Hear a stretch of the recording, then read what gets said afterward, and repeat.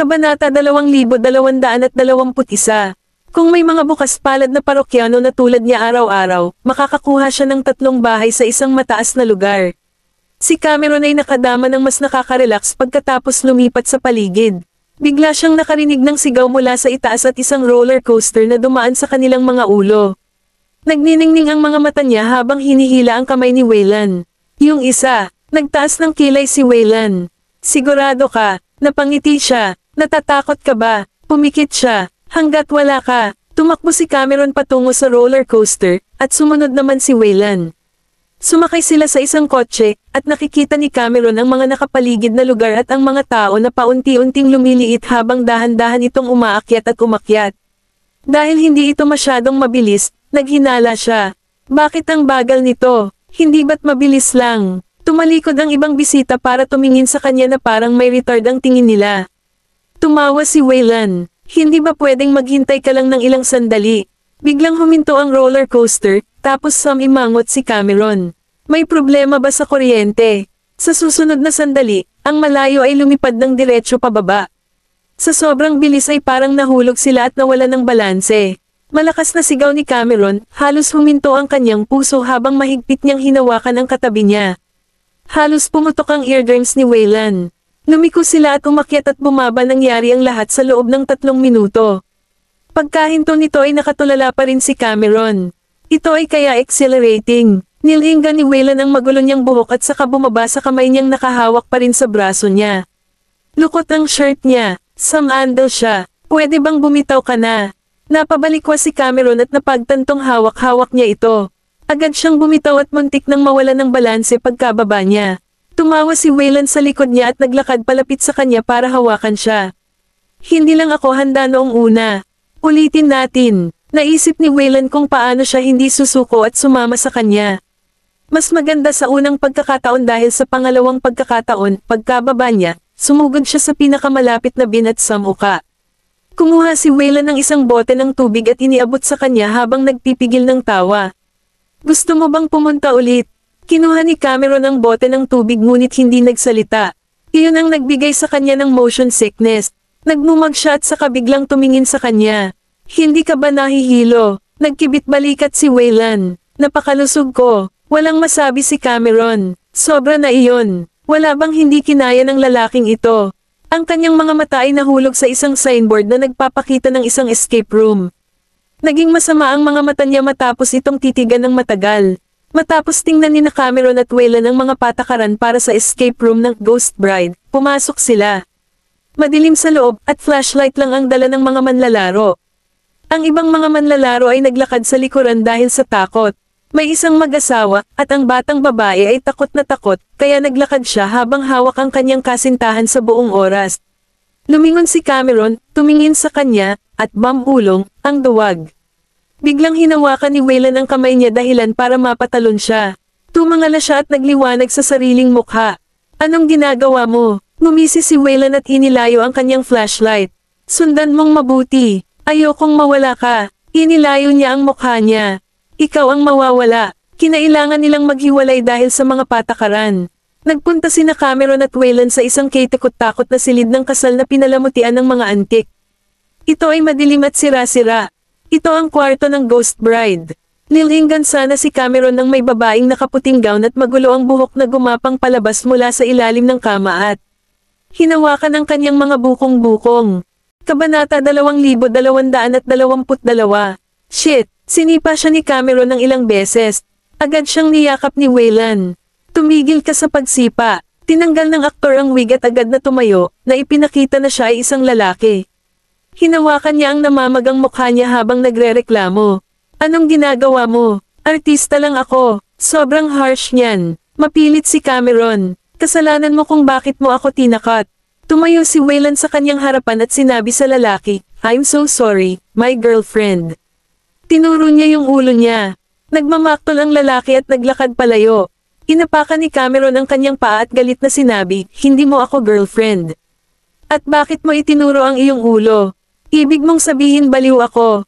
Hinayla siya ni Waylan sa kanyang mga bisig at hinalikan. Nagulat siya, idiniin niya ang kanyang mga kamay sa dibdib nito ngunit hindi niya ito may tulak palayo. Sa wakas ay pinakawalan siya ni Wayland nang tumigil siya sa pagpupumiglas at ilagay ang isang daliri sa kanyang mga labi. Hindi pa rin ba ito binibilang ngayon? Inilayo niya ang kanyang mukha habang bumibilis ang tibok ng kanyang puso. Hindi ako pumayag. Huwag mag-assume ng mga bagay-bagay.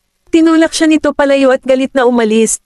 Pinunasan ni Wayland ang kanyang mga labi gamit ang kanyang hinlalaki, iniisip ang tungkol sa halik. Ayaw niyang tumigil sa paghalik sa kanya.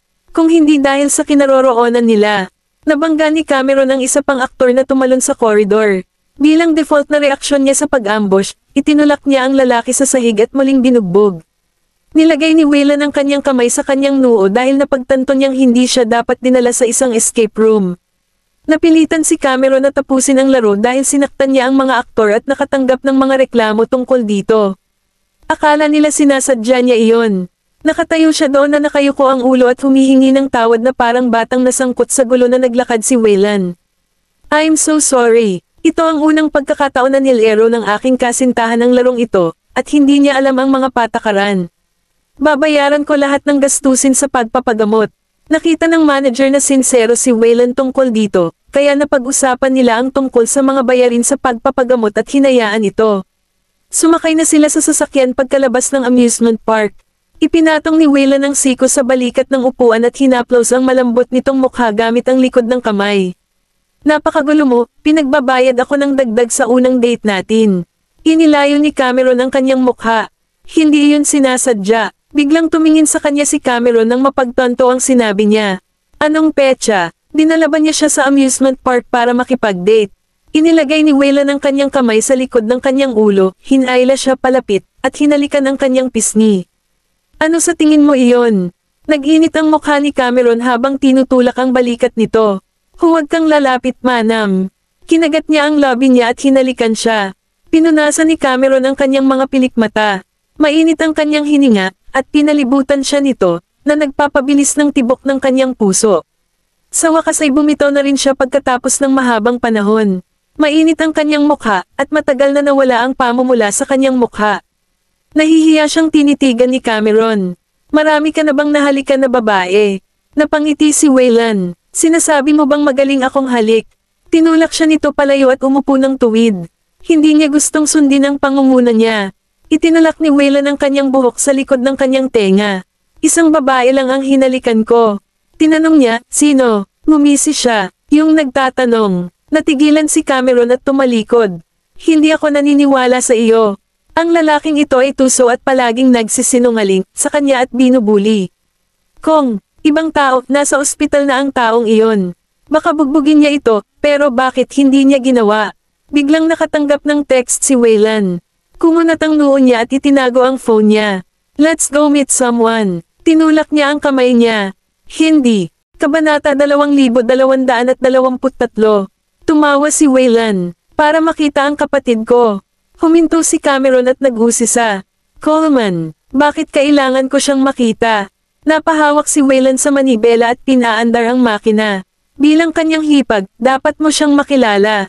He's a sister-in-law. Lalong uminit ang mukha ni Cameron, at nauutal na siya, hindi pa ako kasal sa iyo at hindi pa ako pumayag. Hindi kita pakakasalan. Ngumiti si Wayland at hindi nagsalita. Sa Black Gold. Pumasok si Cameron sa lobby kasama si Wayland. Tumingin siya sa paligid sa dekorasyon. Ito talaga ang magiging hitsura ng pinakamalaking grupo sa Baseburg na elegante at classy. Ang lahat ay tumakbo sa tulong ng AI, holograms, at maging ang concierge ay napalitan ng AI. Ang mga empleyado ay hindi kinakailangang sumuntok, at sa halip, gumamit sila ng pagkilala sa mukha upang kumpirmahin ang kanilang pagdalo. Sumakay sina Wayland at Cameron sa elevator papunta sa administration office. Nang makita siya ng mga empleyado, nagulat silang lahat dahil nasa opisina niya raw ang kanilang presidente.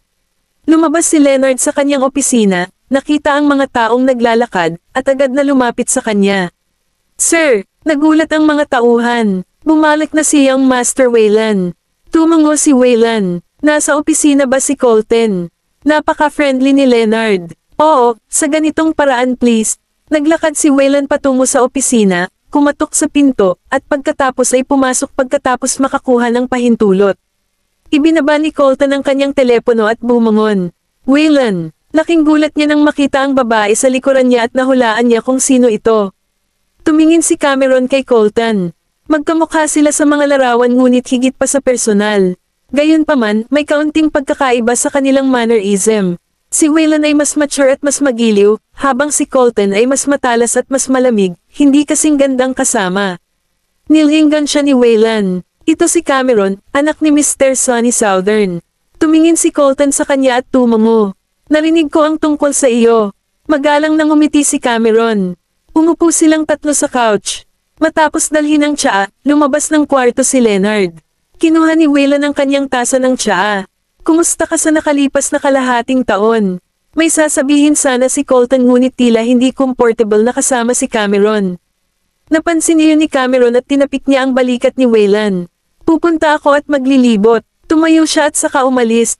Pagkatapos noon, nahulaan na ni Waylon kung ano ang kanyang sasabihin, kaya dahan-dahan siyang humigop ng kanyang tsaa. Tungkol ba kay Freya? Pinunasan ni Colton ang kanyang templo. Hindi ko alam kung paano siya pananatilihin. Napapikit si Waylon at malalim ang iniisip. Magkwento ka pa tungkol sa nangyari. Samantala, si Cameron ay random na naglalakad sa paligid ng opisina. Hindi siya interesado sa usapan ng magkapatid at naisip niyang nakakainip. Huminto siya sa mga bintana sa koridor at tumingin sa labas ng bintana sa tanawin sa labas. Ang Baseburg ay isang abalang lungsod. Ang pinakaabalang bahagi ng East Islands ay hindi kasing abala ng isang maliit na sulok ng Baseburg. Pero bigla siyang namiss ng bahay. 2 babaeng empleyado ang dumaan sa kanya. Hindi mo ba naiisip na pinapababa ni Mr. Goldman ang standards niya sa pagpapakasal sa babaeng iyon? Nabalitaan ko na si Miss Pruitt ay nag-aalaga sa anak ng kanyang kapatid, at ang batang iyon ay may mga psikolohikal na problema. Hindi ko alam kung bakit matatanggap iyon ng mga Goldman. May pera sila, kakayanin nila ang isang retard o kahit nakapansanan, pabayaan ang mga psikolohikal na problema.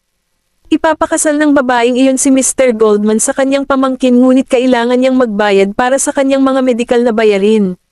Napakahusay niyang tao. Sigurado akong makakakuha siya ng kahit sinong babae, kaya bakit? Pinili niya ba siya? Kabanata 2224. Oo, magaling si Miss Peterson, at ang psychologist na iyon, si Miss Bluman din. Narinig kong sinabi ni Mr. Goldman na siya ay mula sa kanyang paaralan at nagpunta sa ibang bansa upang mag-aral at pumasok sa psikolohiya. Siya ay maganda at mabait, mas mahusay kaysa kay Miss Pruitt. Si Cameron ay nanonood habang sila ay nawala sa isang sulok, pagkatapos ay pumikit. Ang Mr. Goldman na pinag-uusapan nila ay malamang na kapatid ni Wayne. Hinawakan ni Cameron ang kanyang baba. Nag-uusap ang 2 babae tungkol sa girlfriend ng amo sa likod niya. Interesting. Sa opisina, pinasadahan ni Waylon ang kanyang mga daliri sa kanyang relo at tumangala. Jesse Bluman. Tumingin si Colton sa kanyang tsaa. We were in the same school. Pero hindi ko siya maalala. I was trying to get a psychologist for Didi, and she's in the field, kaya hinirang ko siya. Cole, ano ang tingin mo kay Didi? Pinag-cross ni Waylon ang kanyang mga daliri at ipinatong ito sa kanyang tuhod.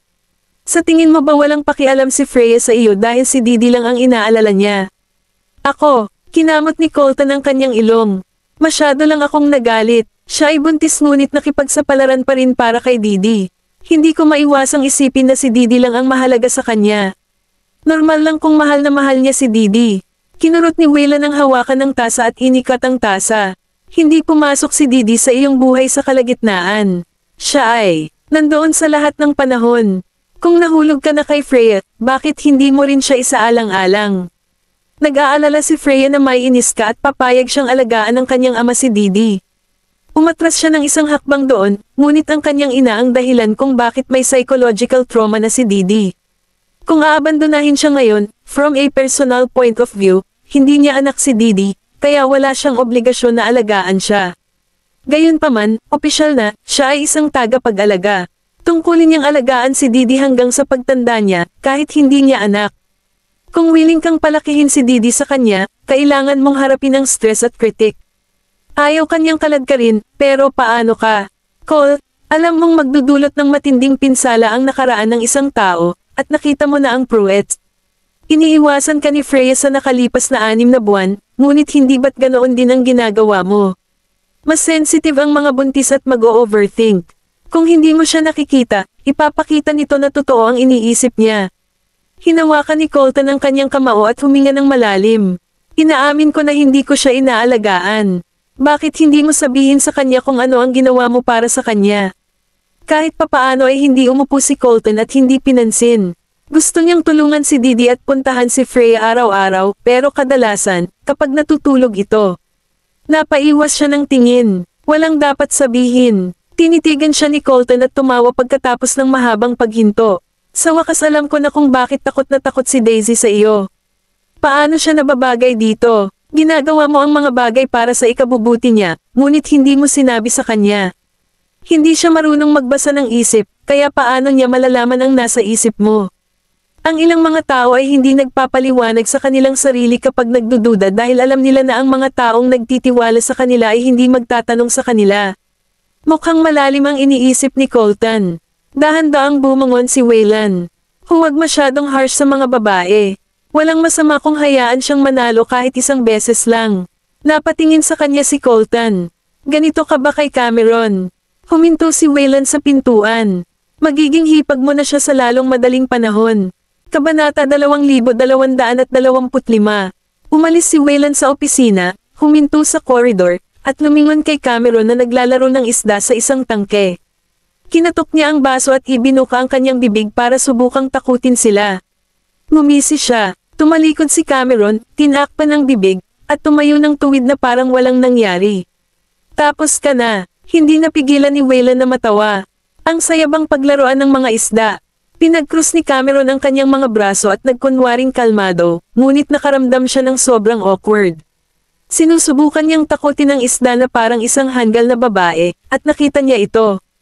Hindi naman. Naglakad siya papunta sa kanya, huminto, ibinaba ang kanyang ulo, at bahagyang hinawakan ang kanyang noo. Laruan mo ako pagbalik natin. Sisabog ang puso ng kahit sino kapag may nagtanong niyan sa kanila, ngunit napakunot noo lang si Cameron at tinignan siya ng nagtatanong. May kikulaitan ka ba? Napangiti si Wayland. Ako lang ang makakaharap nitong utak mong isda. Ano? Isa akong isda. Saka ano ka ba? Ang magsasaka ng isda. Gustong kagatin ni Cameron ang kanyang dila dahil itinakda niya ang sarili para dito. Pagkatapos umalis sa Black Gold, sumakay si Cameron sa kotse, ibinaba siya. Napatingin si Wayland sa kanya at napangiwi. Hindi pa ba ako sapat? Inilabas niya ang kanyang dila. Seryoso kong tanong. Ano ang mali sa lalaking ito? Sabi niya, siya nga. Kung pinag-uusapan ng mga empleyado ang boss sa likod niya sa opisina, hindi ba sila tatanggalin? Huminto si Wayland at kumunat ang noo. Ano ang pinag-uusapan nila? Sinabi sa kanya ni Cameron ang kanyang narinig, pagkatapos ay nag-cross arms at sumandal sa kanyang upuan. Sa tingin ko, hindi mahalaga kung ang babae ay isang mabuting tao, ngunit ang pakikipag-usap sa likod ng kanilang likod at pagsasama ng isang bata ay masyadong maraming. Kung narinig niya ang mga ito, napakasakit. Si Wayland ay nagmaneho, bumagal sa isang cross junction, at huminto sa isang pulang ilaw. Alam mo ba kung ano ang lumot? Tumingin si Cameron sa kanya. Bakit? Napangiti siya. Ang moss ay isang mababang antas ng halaman at nabubuhay lamang sa madilim at mahalumigmig na mga lugar, ngunit hindi ito mawawalan ng lakas ng loob na magpatuloy sa paglaki. Para siyang lumaki sa mahirap na sitwasyon. Ang tsismis ay hindi ang bagay na magpapabagsak sa kanya. Natigilan si Cameron at naintindihan. Siya ang pinag-uusapan mo. Siguro katulad ka ni Daisy at pwede mo siyang maging kaibigan. Napatingin siya sa bintana nang maging berde ang ilaw. Mukhang makikipagkaibigan ako sa kanya. Napangiti si Wayland habang pinapatakbo ang manibela. Magiging hipag mo na siya sa lalong madaling panahon. Tinakpan ni Cameron ang kanyang tenga. Hindi nakikinig. Pagkalipas ng 2 araw, sa Tenet Media, kaka-rating lang ni Daisy sa opisina at hinarang sa pinto ng grupo ng mga reporter. Gumawa ng landas ang security para sa kanya at pinapasok siya. Iniabot ng mga reporter ang kanilang mga mikropono. Miss Vanderbilt, hindi ka ba natatakot na mawalan ng mga tagahanga sa pamamagitan ng pag-anunsyo ng iyong kasal? Tumingin si Daisy sa camera at natural na ngumiti. Bakit ako mag-aalala? Aktres lang ako, at sana mas bigyang pansin ng mga tao ang trabaho ko. Salamat. Nabalitaan ko na buntis ang katulong mo, Miss Pruitt. Ikakasal ba ang kapatid mo sa kanya dahil sa bata? Akala niya ay tungkol lang sa kanya ang mga tanong, pero binago ng mga reporter ang topic kay Freya. Napahinto si Daisy sa hagdan at biglang lumingon. Sino nagsabi sa'yo niyan? Natigilan ang reporter, saka sumagot. Narinig lang namin ang chismis. Dahil buntis si Miss Pruitt, mahirap para sa mga tao na hindi mag-speculate. Gusto lang namin ng confirmation. Kabanata 2226. Mahinahong tugon ni Daisy, mahal na mahal ng pangalawang kapatid ko at ni Freya ang isa't isa. Hindi sila ikakasal dahil buntis si Freya. Hindi ko alam kung saan nanggaling ang mga chismis na ito, ngunit sana ay matigil na kayong lahat sa pagkalat nito. Ayoko nang makarinig ulit ng ganito. Pagkatapos niyang magsalita, bumalik siya sa kumpanya ng hindi lumilingon. Pumunta si Daisy para i-report ang sarili sa opisina ni Charlie. Itinaas ni Charlie ang kanyang mga talukap para tingnan siya at sinabing, bumalik ka na. Sa tamang panahon, naglagay siya ng anunsyo sa mesa at nagpatuloy. Ang shooting para sa The Fog ay magsisimula sa 1 pang 2 araw. Hinahanap ka nila para subukan ang makeup kahapon, ngunit nag-aalala ako na hindi mo na ito maibabalik sa nakaraan, kaya tinulungan kitang itulak ito sa loob ng 1 araw. Kinuha ni Daisy ang anunsyo at tinanong, paano si James? Nagsimula na siyang mag-shoot ng part niya. Wala na siyang pera ngayong ayaw siyang suportahan ng kanyang ama, at sa wakas ay naranasan na niya ang pakiramdam ng pagiging isang mahirap. Hindi naman masama ang epekto. At least kamukha niya ngayon si Simon. Si Simon ay isang karakter na ginampanan ni James. Siya ay isang batang Panginoon na nahulog mula sa biyaya. Mabuti na bigyan ng parusa si James paminsan-minsan para putulin siya sa laki. May naalala si Charlie at sinabing, bukod sa inyo ni James, sasali rin sa shooting ang mga artista mula sa ating mga kakompetensya. Lahat sila ay magagaling na artista, kaya siguraduhin ninyong dalawa na hindi magdala ng kahihiyan sa Tenet, lalo na kay James. Tulungan mo akong bantayan siya. Tumawa si Daisy. Sige. Sa hapon, tinawagan ni Daisy si Shannon at gumawa ng makeup appointment. Nakahanda na ang lahat para simulan ang shooting nang dumating siya sa studio. Natapos na ng lahat ng artista ang kanilang pre-photoshoot prep maliban kay Daisy. Nagmamadali siyang lumapit kay Shannon at sinabing, I'm sorry, Mr. Farlon, late na ako. Gayunpaman, natigilan siya nang makita si Zephyr. Nakatingin sa kanya si Zephyr na may ngiti sa lobby. Ibinalik ni Daisy ang sarili sa realidad at sinabing, hindi ko alam na nandito ka rin, Zephyr. Tumango si Zephyr, at sinabi ni Shannon, sasama sa amin si Mr. Gosling bilang Vice Director. Daisy, maghanda ka muna ng makeup mo. Titingnan natin ang epekto mamaya. Sinundan ni Daisy ang dressing staff sa makeup room. Humigit kumulang 4 na oras bago matapos ang kanyang makeup, at lahat ay natigilan nang lumabas siya dala ang kanyang costume. Ito ang unang pagkakataon na nagsuot si Daisy ng isang Victorian style na damit. Napakaganda at eleganteng tingnan niya sa damit. Gagampanan ni Daisy si Nancy sa The Fog. Si Nancy ay isang babaeng nakatira sa isang brothel.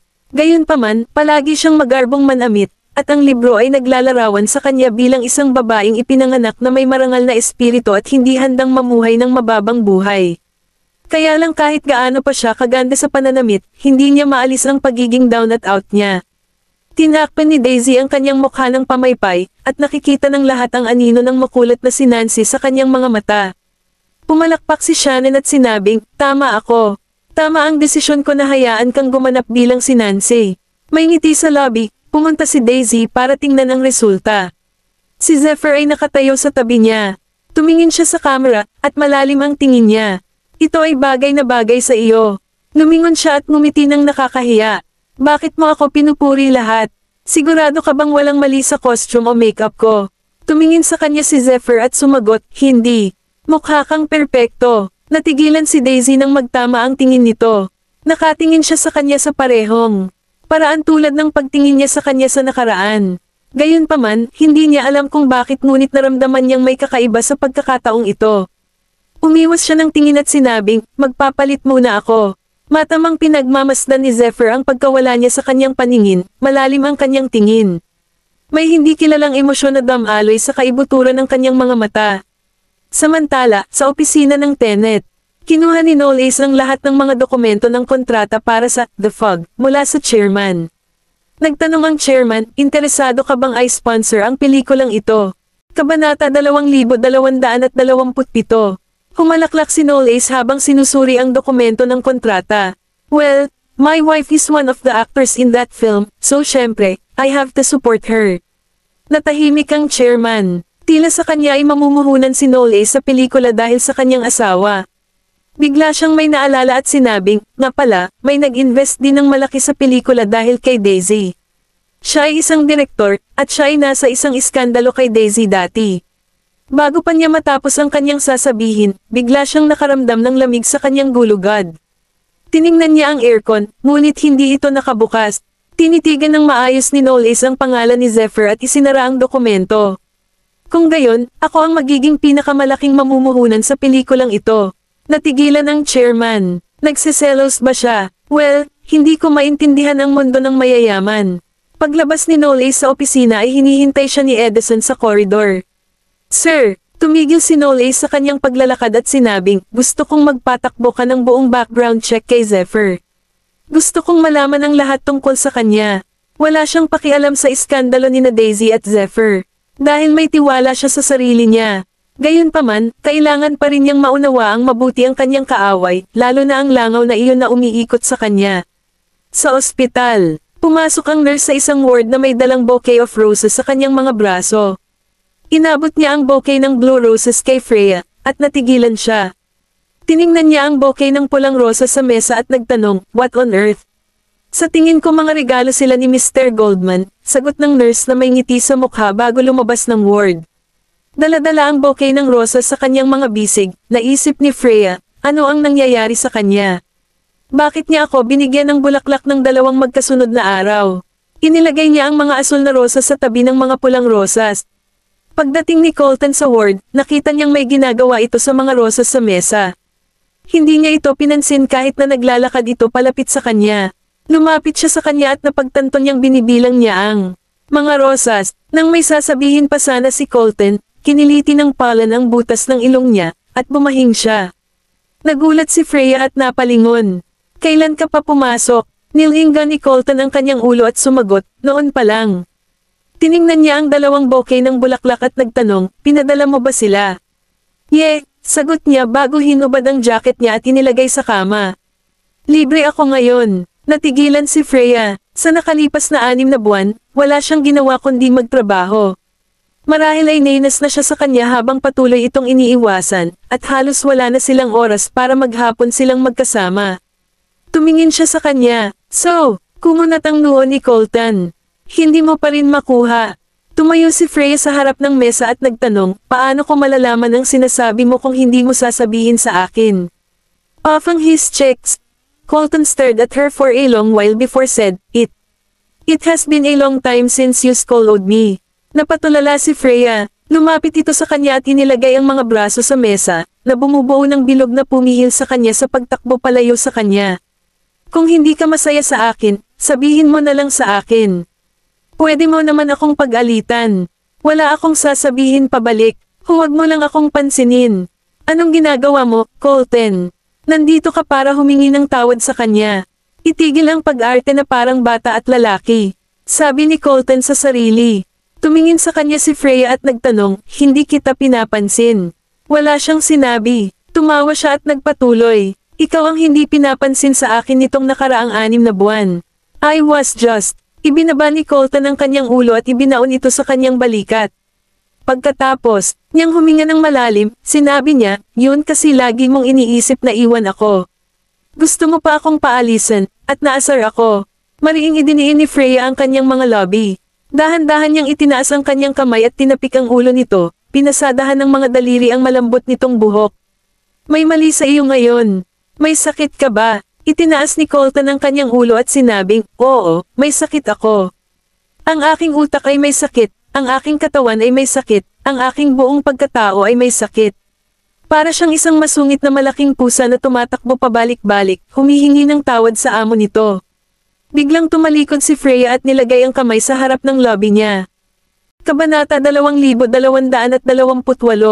Dali-dali siyang inalalayan ni Colton at tinanong, ito ay napakaraming buwan na. Bakit may morning sickness ka pa? Nanginginig ang mga balikat niya. Umiiyak ba siya? Hinawakan niya ang mga balikat nito at pinatalikod. Freya, walang luha sa kanyang mga mata. Sa wakas ay natauhan si Colton at hinayla ang kanyang kamay. Idiniin niya ang kanyang mga labi sa manipis na linya. Hinawakan ni Colton ang kanyang baba at tinanong, tinatawanan mo ba ako? Umiwas siya ng tingin. Bigla naman itong hinalikan sa lobby. Ipinatong ni Freya ang kanyang mga kamay sa kanyang balikat, at ang kanyang tingin ay natulala saglit. Dahil hindi niya ito tinulak palayo o lumalaban, binuhat siya ni Colton sa kama. Sa sandaling ito, bumalik ang kanyang pakiramdam sa kanya, at sinabi niya, teka. 8 buwan na ang nakalipas. Hinalikan ni Colton ang kanyang palso, at ang kanyang boses ay magaspang. Isang beses lang silang nag-sex pagkatapos niyang mabuntis. Nangyari ito mga 6 na buwan na ang nakararaan noong nasa 3 buwan na siya ng kanyang pagbubuntis. Sa oras na iyon, ayaw niyang gawin ito, at hindi niya natapos ang buong kurso. Pabago-bago ang kanyang paghinga habang sinabi niyang, papasok ang nurse. Humalaklak si Colton. Inipit niya ang kanyang buhok sa likod ng kanyang tenga at sinabing, sinabi ko sa kanila na huwag pumasok kapag nandito ako. Sinubukan niyang maging malumanay hanggat maaari. Hindi man ito madaling gawain, handa siyang gawin ito para sa kapakanan ng anak. Nang matapos ang lahat, maluwag siyang hinawakan ni Colton sa kanyang mga bisig at idiniin ang mga labi nito sa kanyang noo. Malumanay ang boses niya habang sinasabing, mag-make-up tayo, okay. Dahan-dahan niyang iminulat ang kanyang mga mata at pagod na sumagot, okay. Marahil ay dahil sa kanya, kaya handa siyang bigyan siya ng isa pang pagkakataon. Matapos makatulog si Phrygia, nakatanggap si Colton ng tawag mula kay Leonardo.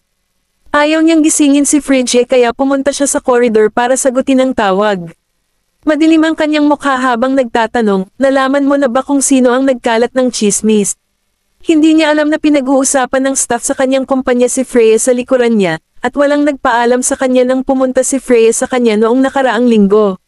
Bumalik si Colton at tiningnan ang security footage ng lobby noong araw na iyon. Si Freya ay nakaupo sa lobby at naghihintay sa kanya ng 2 oras. Hindi niya dala ang kanyang telepono, at walang sino man ang naroon upang aliwin siya. Alam nilang lahat ang kanilang relasyon, ngunit nang tanungin niya kung bakit walang nagsabi sa kanya na naruroon siya upang makita siya, sinabi nilang lahat na akala nila ay tumanggi siyang kilalanin siya. Matapos mabuntis si Freya, hindi na niya ito dinala sa opisina.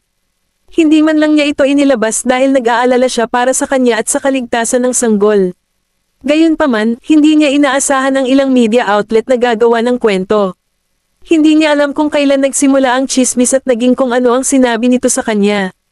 Kumalat pa ang tsismis sa kumpanya, at matagal na itong pinag-uusapan ng staff. Sinunod ko ang baging sa taong nagsimula ng tsismis. Siya ay isang nasa katanghaliang gulang na babae na mahilig maglaro ng roulette at magsugal. Wala siyang anumang relasyon kay Miss Pruitt. Hindi rin niya kilala si Miss Pruitt. Mahilig daw siyang makipagtsismisan sa kanyang mga kaibigan kapag naglalaro sila ng roulette. Nagkataon lang na si Miss Pruitt ay nasa balita na kasama mo noon, kaya naramdaman niya na si Miss Pruitt ay may sariling agenda para sa pagpapakasal sa iyo. Madilim ang ekspresyon ni Colton. Paano mapupunta sa media ang isang bagay na tinalakay sa isang kasino? Kung talagang diskusyon lang ng mga kababaihan, paano malalaman ng media ang tungkol dito? Maaaring may taga-media na naglalaro ng roulette noong panahong iyon. Gagawa sila ng kwento ng isang batang may sakit sa pag-iisip, hindi banggitin ang isang buntis. Alam ni Leonardo kung ano ang sinasabi niya, kaya sinabi niya, ngunit ang mga tsismis ay kumalat ng napakalawak na imposibleng masubaybayan ang mga ito ngayon. Isang bakas ng lamig ang bumungad sa mga mata ni Colton nang sabihin niya, hindi naman ganoon kahirap. Magsisimula tayo sa taong unang nagsimula ng tsismis. Kinagabihan, naghahaponan si Daisy, ang shooting crew, at ilang nangungunang aktor sa isang restaurant habang naghahanda sila para sa seremonya ng pagsisimula ng shooting. Lahat sila ay nagklink sa kanilang mga baso, at lahat ay may red wine sa kanilang mga baso maliban kay Daisy, na sa halip ay may fruit tea sa kanyang tasa. Kabanata 2229. Matapos maubos ni Shannon ang kanyang alak, tumingin siya kay Zephyr at sinabing, Zeph, sa pagsali mo sa pelikulang ito, sigurado akong magiging matagumpay ito. Kahit na ito ang unang pagkakataon na sumali siya sa pagdidirect bilang vice director, nagpakita siya ng kakaibang talento sa artistikong produksyon at pinahahalagahan ni Shannon. Napangiti si Zephyr, isang karangalan na maaari akong matuto mula sa iyo, Mr. Fallon. Umupo si James sa tabi ni Daisy. Nang marinig niya ang usapan ni na Zephyr at Shannon, bumulong siya, ha, what a poser. Narinig ni Daisy ang kanyang ungol at nontog ang kanyang siko gamit ang kanyang braso. Tumigil ka sa pagsasalita at uminom ng mas maraming alak. Lumapit si James sa kanya at nagtanong, may bagay ba sa iyo ang taong ito? Ano bang pinagsasabi mo? Magkaibigan lang kami, sagot ni Daisy. Well, akala mo kaibigan mo siya, pero baka hindi ganoon din ang iniisip niya. Lalaki ako, at alam ko talaga kung ano ang nasa isip ng isang lalaki sa pagtingin lang sa kanila, sabi ni James habang nakatingin kay Zephyr. Binigyan siya ni Zephyr ng vibe na kanina pa niya pinipigilan. Bagamat palagi niyang ipinakikita ang kanyang sarili bilang isang magalang, mahinhin, at magiliw na binata, hindi niya maitago ang masalimuot na damdamin. Umaagos sa lalim ng titig niya, lalo na nang nakatingin siya kay Daisy. Ang kanyang titig ay laging puno ng pagmamahal. Alam niyang may asawa na si Daisy, pero ganoon pa rin ang tingin niya rito. Siya ay malinaw na isang jerk. Iniikot ni Zephyr ang alak sa kanyang baso. Nang iangat niya ang kanyang mga talukap, sinalubong niya ang tingin ni James at nakita niya ang puot mula sa kanya. Gayunpaman, hindi niya iniiwas ang tingin. Sa halip, itinaas niya ang kanyang baso at inalok siya ng toast. Walang ganang sumagot si James sa kanya. Binalak niyang huwag pansinin siya, ngunit sinulyapan siya ni Daisy at sinabing, huwag mo akong guguluhin. May ibang tao dito. Pag nanggugulo ka, papagalitan ako ni Charlie. Kung pagalitan ako ni Charlie, pupunta ako para patayin ka at balatan ka ng buhay. Pinilit niya ang kanyang dila at itinaas ang kanyang wine glass para tumunog sa Zephyr's. Gayunpaman, si Zephyr ay nakikipag-usap at tumatawa kasama ang aktor na gumaganap ng papel na Xenociate sa tabi niya, na iniwan si James na nakabitin doon. Hindi naman nagalit si James. Nag-click lang siya ng dila at siya na mismo ang uminom ng wine. Mariing idiniin ni Daisy ang kanyang lobby. Sa kanyang mga alaala, si Zephyr ay hindi kailanman isang taong basta na lang magagalit sa ibang tao. Hindi kaya natuwa si Zephyr sa ugali ni James ngayon. 8:30 PM na nang matapos ang hapunan. Pinigilan ni Daisy si Zephyr sa koridor. Matapos mapanood ni Zephyr ang pagpasok ni Shannon at ng iba pa sa elevator, tumalikod ito at ngumiti sa kanya. Oo, nakainom siya ng maraming alak at medyo lasing. Ang kanyang tingin ay malalim sa ilalim ng liwanag. Tumingin sa kanya si Daisy at nagtanong, galit ka ba? Ngumisi siya, bakit ako magagalit? Si James kasi. Aba, ganyan siya, kaya sana wag niyo na lang isa puso. Kung galit ka sa kanya, hihingi ako ng tawad sa iyo sa ngalan niya. Tinutulungan niya si James dahil nangako siya kay Charlie na aalagaan niya ito. Parehong kaibigan niya sina Zephyr at James, at magkatrabaho sila sa isang pelikula. Si Zephyr ang vice director, habang si James ay isa sa mga nangungunang aktor. Kung may mangyari sa pagitan nila, maaaring makaapekto ito sa pamamaril. Bagaman alam niya na si Zephyr ay hindi isang maliit na pag-iisip, hindi niya gustong sisihin ni Zephyr si James sa kanyang kabastusan. Daisy, mahinang tawag ni Zephyr sa pangalan niya. Itinaas niya ang kanyang ulo at nagtanong, yes. Tumingin si Zephyr sa kanya, ang titig nito sa mukha niya. Alam mo ba kung bakit gusto kong maging direktor ng pelikula? Sandaling nag-isip si Daisy at sumagot, sinabi mo sa akin na interesado kang maging direktor ng pelikula, di ba? Kabanata 2230. Napangiti si Zephyr. Paano kung sabihin ko sa'yo, dahil sa'yo? Zephyr, ikaw. Natigilan siya. Ano bang pinagsasabi niya? Iniunat ni Zephyr ang kanyang braso at hinawakan ang isang hibla ng kanyang buhok sa kanyang kamay. May kung anong lumipad sa kanyang mga mata habang nagpatuloy siya. Iniisip ko na kung hindi tayo umalis ng bansa para mag-aral, magkakaroon pa ba ako ng pagkakataon na ako ang lalaking nakatayo sa tabi mo sa halip na panoorin kang ikasal sa iba. Noon pa man ay alam na niya na may gusto siya sa isang batang lalaki na nagngangalang Noel Ace. Inakala niyang makakalimutan niya ang batang iyon kasama ng panahon. Naniniwala siya na hanggat nananatili siya sa tabi nito, makakalimutan siya nito at tatanggapin siya. Gayunpaman, nang malaman niyang pupunta siya para sa drama, theater, at film department sa Yar Amor, naisip niya na kung makakasama niya itong muli, gusto niyang tumayo sa tabi nito. Dahil dito, tinalikuran niya ang Finance at Business School at kinuha ang kursong pagdidirekta. Sa oras na bumalik siya sa Slakova, nagbago ang lahat. Nagpakasal pa rin siya sa lalaking nagustuhan niya sa huli. Kung gayon, ano ang silbi ng lahat ng ginawa niya? Napatulala si Daisy. Hindi niya inaasahan na ganoon ang sasabihin nito. Hindi niya alam kung ano ang isasagot, kaya nagtanong siya, lasing ka ba, Zephyr? Biglang parang nababasa niya ang emosyon sa kanya mata. Kahit na nakatingin pa rin ito sa kanya sa parehong paraan ng pagtingin niya sa kanya noon, nakikita niya sa mga mata nito ang pagnanasa ng isang lalaki sa isang babae. Napaatras si Daisy at sinabing, Zephyr, kukuha ako ng isang taong magbabalik sa iyo. Saktong pagtalikod niya, hinawakan ni Zephyr ang wrist niya at hinayla siya sa braso nito. Natigilan si Daisy, at may sumugod ng kung saan at itinulak si Zephyr palayo bago pa siya makapagsalita. Napasandal si Zephyr sa pader at sumirit sa sakit. Itinaas niya ang kanyang mga talukap at tumingin kay James, na nakatayo sa harap ni Daisy. Sabi ni James, Nako, hindi ko alam na ikaw pala, Mr. Goslang. Akala ko may brat na nagiging handy kay Miss Vanderbilt. Kinagat ni Zephyr ang inner side ng pisngi niya at tumayo ng tuwid. Habang hinuhubad niya ang kanyang suit, sinabi niya, parang hindi mo ako gusto, Mr. Tails. Bakit ganyan ang iniisip mo? Ikaw ang vice director, samantalang ako ay isa lamang sa mga pangunahing aktor. Kailangan kitang makasama sa shooting, at kung sakaling pahirapan mo ako, mahihirapan ako. Kumunat ang noo ni Zephyr at tumingin sa kanya. Hinayla ni Daisy si James bilang senyales na huminto sa pagsasalita. Tumingin siya kay Zephyr at sinabi, Zephyr, sorry.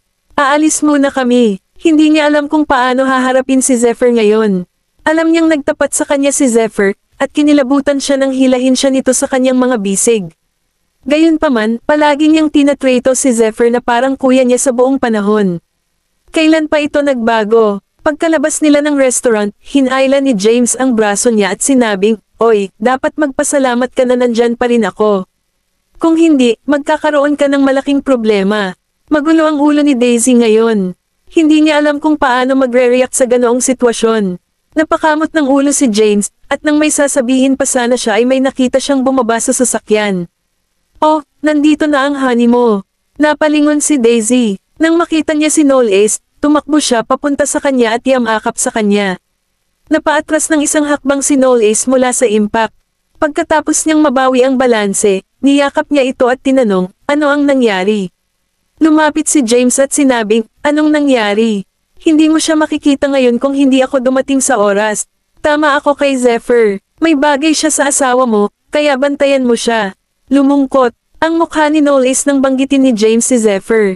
Tumingin siya kay James at sinabing, salamat. Kinawayan ni James ang kanyang kamay at sinabing, huwag mong banggitin. Hawak-hawak si Daisy sa kanyang mga bisig, binuhat siya ni Knowles sa kotse. Napasandal si Daisy sa kanyang dibdib nang walang sinasabi ng pauwi na sila. Habang hinahaplos ni Knowles ang kanyang buhok ay ibinaba nito ang ulo at tumingin sa kanya.